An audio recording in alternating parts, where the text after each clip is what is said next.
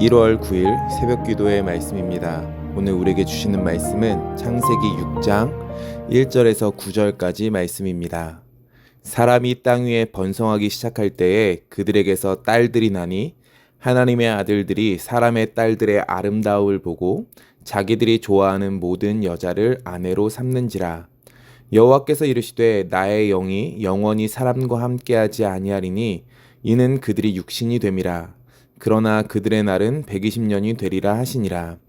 당시에 땅에는 네피림이 있었고 그 후에도 하나님의 아들들이 사람의 딸들에게로 들어와 자식을 낳았으니 그들은 용사라 고대의 명성이 있는 사람들이었더라.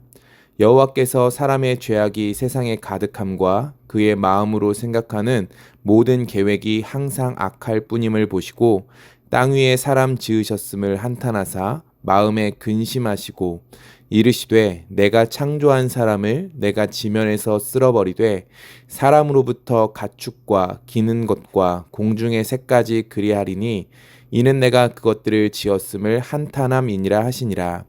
그러나 노아는 여호와께 은혜를 입었더라. 이것이 노아의 족본이라. 노아는 의인이요 당대의 완전한 자라. 그는 하나님과 동행하였으며. 아멘. 우리가 오늘은 창세기 6장 말씀을 살펴보겠습니다. 오늘 설교는 제목을 오랜만에 붙여보았습니다. 마음을 아파하고 계시는 하나님이라고요. 오늘 말씀 5절과 6절은 이렇게 이야기합니다. 여호와께서 사람의 죄악이 세상에 가득함과 그의 마음으로 생각하는 모든 계획이 항상 악할 뿐임을 보시고 땅 위에 사람 지으셨음을 한탄하사 마음에 근심하시고 라고 합니다. 하나님께서 마음 아파하고 계십니다. 그것이 우리의 모습일 수 있습니다. 오늘 그것들을 생각해 봤으면 좋겠습니다. 오늘 5절을 보면 읽었듯이 이렇게 말합니다. 자기 눈에 보기에 좋은 대로 행하였다고요. 죄가 온 인류에 퍼졌다라고 이야기합니다. 사람의 죄악이 세상에 가득해졌습니다. 사람의 모든 생각까지도 악하다라고 말합니다. 하나님께서 한탄하실 정도로 죄가 가득 찼고 하나님은 심판하셨습니다. 그러나 성경을 보면 하나님께서는 그들을 심판하심과 동시에 노아 한 사람을 통해서 은혜를 베푸십니다. 하나님께서 심판을 결정하셨지만 하나님께서는 오래 참고 기다리셨습니다. 회개하고 돌아오기를 원하셔서 노아를 통해서 심판의 메시지를 전하셨고 당연히 죽어야 하는 죄로 심판받아야 하는 그들이 돌아와 주기를 기다려 주셨습니다. 노아는 하나님께서 명령하신 대로 120년 동안 방주를 만들었고 하나님이 명하신 대로 순종하였습니다. 이것이 6장의 내용입니다.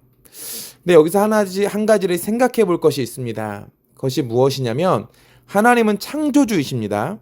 우리가 1장부터 지금 창세기를 보듯이 하나님은 창조하셨습니다. 그러면 하나님께서 만드신 이 세상을 심판하실 수 있는 권한도 하나님께 있습니다. 사람은 죄를 지었습니다. 그리고 심판을 받을 수 있는 것이 당연합니다. 그런데 오늘 그 당연한 일을 행하실 수 있는 하나님께서 마음 아파하고 계시다라고 말합니다.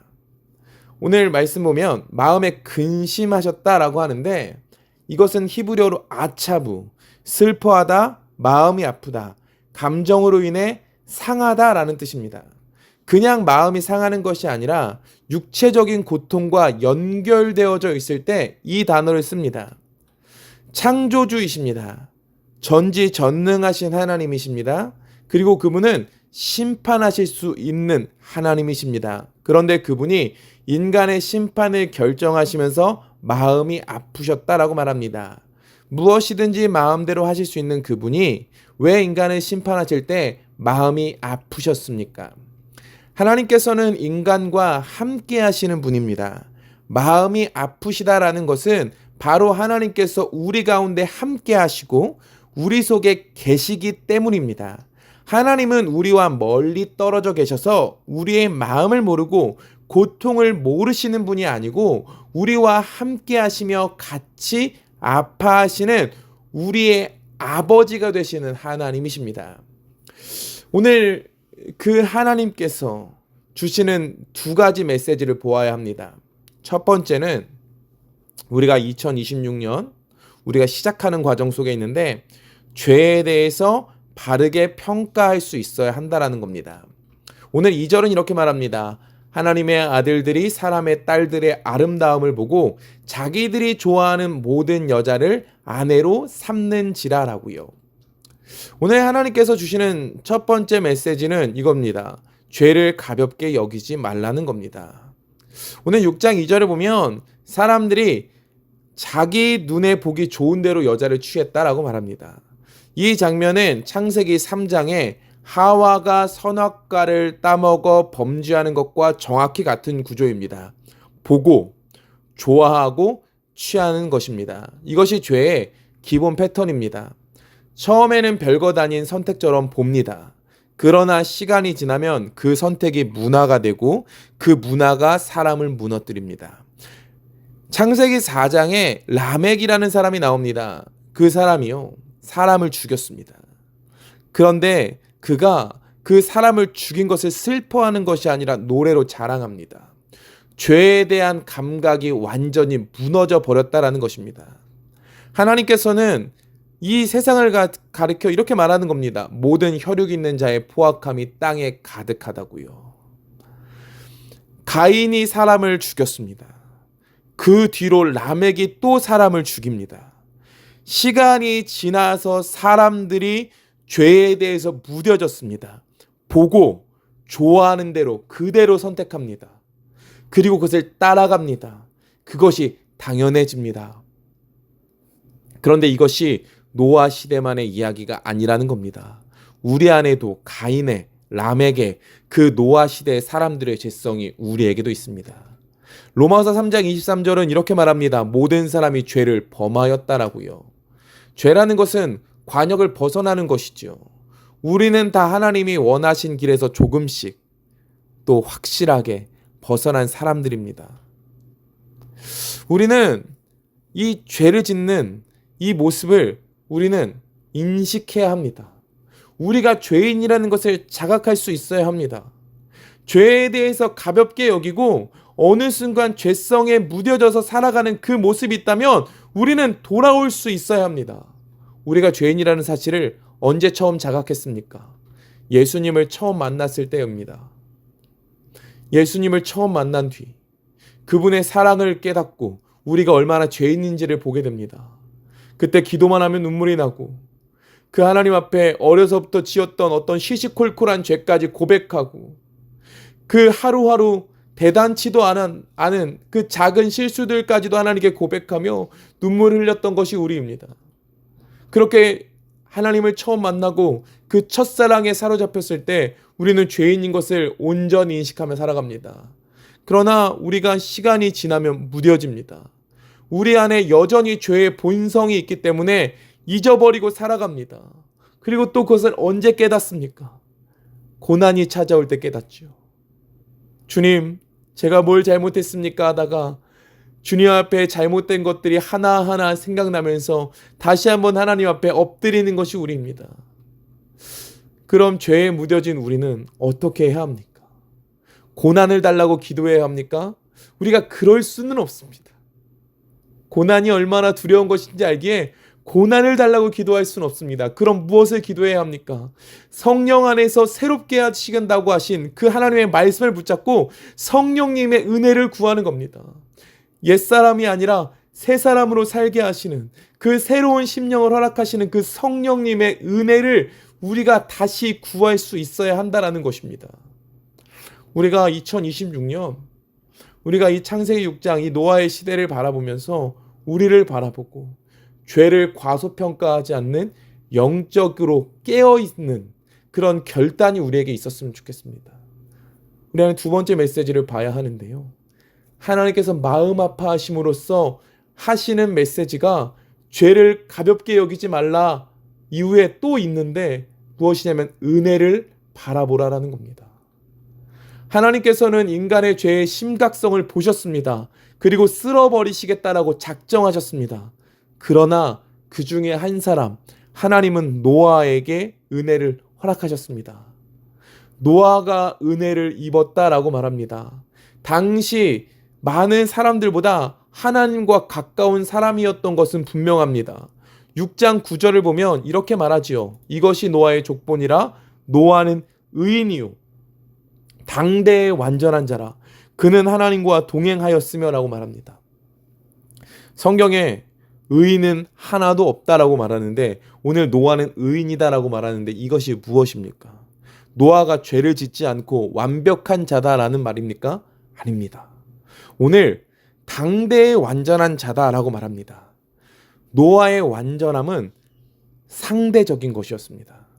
노아가 그 당시 죄 가운데 타락해진 사람들보다는 나은 사람, 그들보다는 그래도 죄에 대해서 민감함을 갖고 살았던 사람이다라는 겁니다.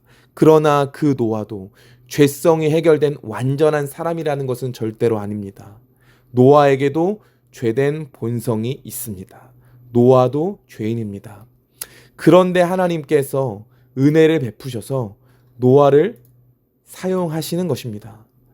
노아에게 은혜를 베푸셨을 때 그 노아는 그 은혜 베푸시는 하나님을 믿었고 받아들인 것입니다.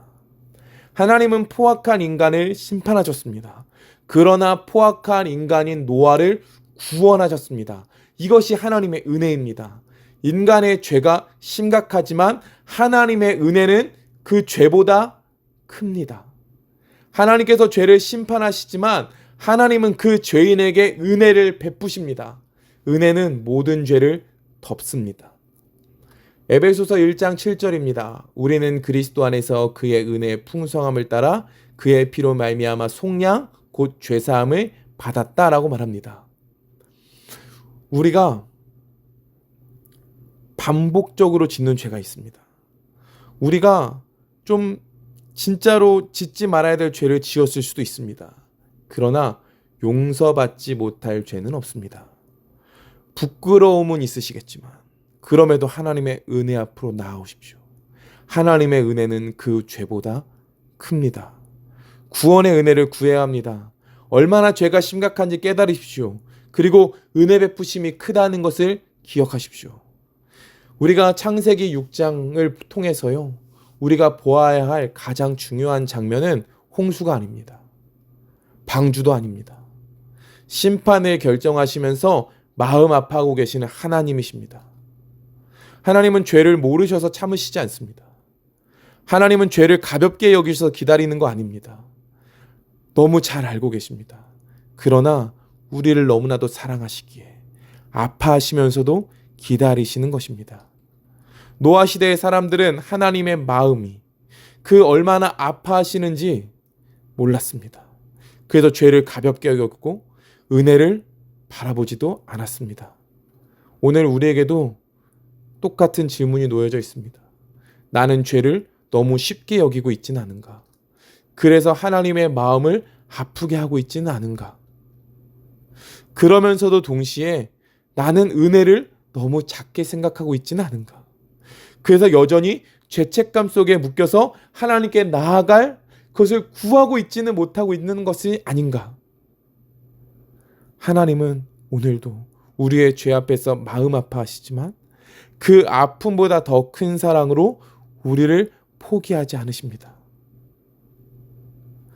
그래서 하나님은 심판 가운데서도 항상 은혜의 문을 남겨두십니다. 노아 한 사람에게 그러셨던 것처럼 오늘도 우리에게 돌아오라고 말씀하십니다. 우리가 2026년은 정말로 이랬으면 좋겠습니다.